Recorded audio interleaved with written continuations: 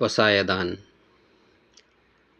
आता विश्वात्मके देवे, येणे वाग्यज्ञे तोषावे. तोषोनी मज द्यावे, पसायदान हे. आता या विश्वाचा आत्मा जो परमेश्वर आहे, त्याने या वाङ्मयाने सुखी होऊन मला इतकेच पसायदान द्यावे. जे खळांची व्यंकटी सांडो, तया सत्कर्मी रती वाढो. भूता परस्परे पडो, मैत्र जीवांचे. दृष्टांचा दृष्टपणा जाओ आणि त्यांच्या ठिकाणी धर्म, भगवत भक्ती इत्यादी सत्कर्माविषयी श्रद्धायुक्त प्रेम वाढो आणि भूतमात्रात ऐक्यभावाचे मित्रत्व निर्माण हो.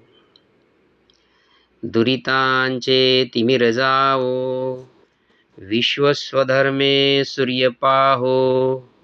जो जे वांछिल तो ते लाहो, प्राणी जात.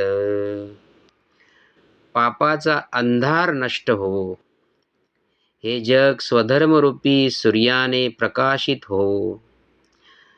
जो ज्या सत्य, प्रिय आणि हितकर विषयाची अपेक्षा करेल, ती त्याला प्राप्त हो. वर्षत सकळ मंगळी, ईश्वरनिष्ठांची मांदियाळी.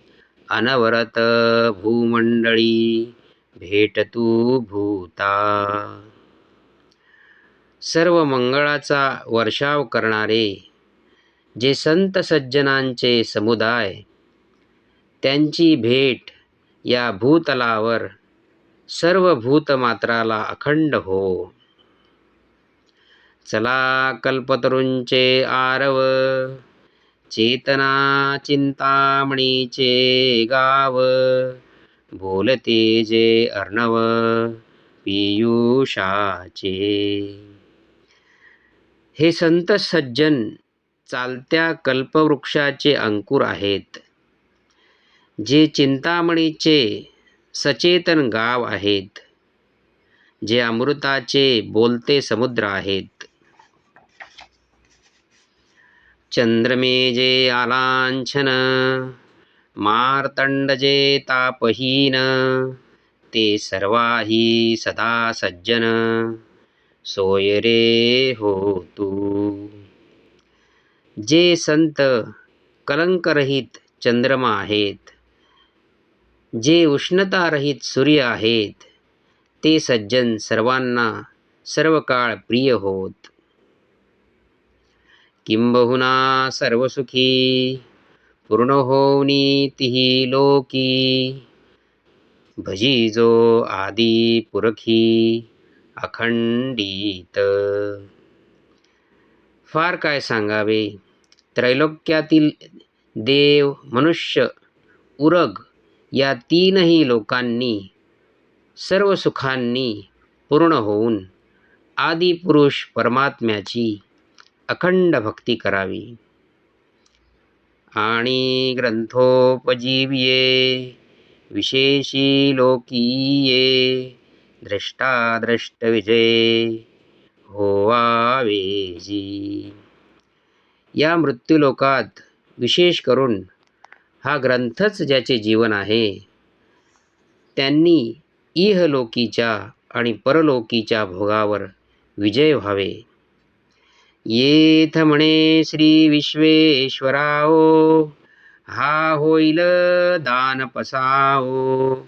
येणेवरे ज्ञानदेवो, सुखिया झाला. येणेवरे ज्ञानदेवो, सुखिया झाला.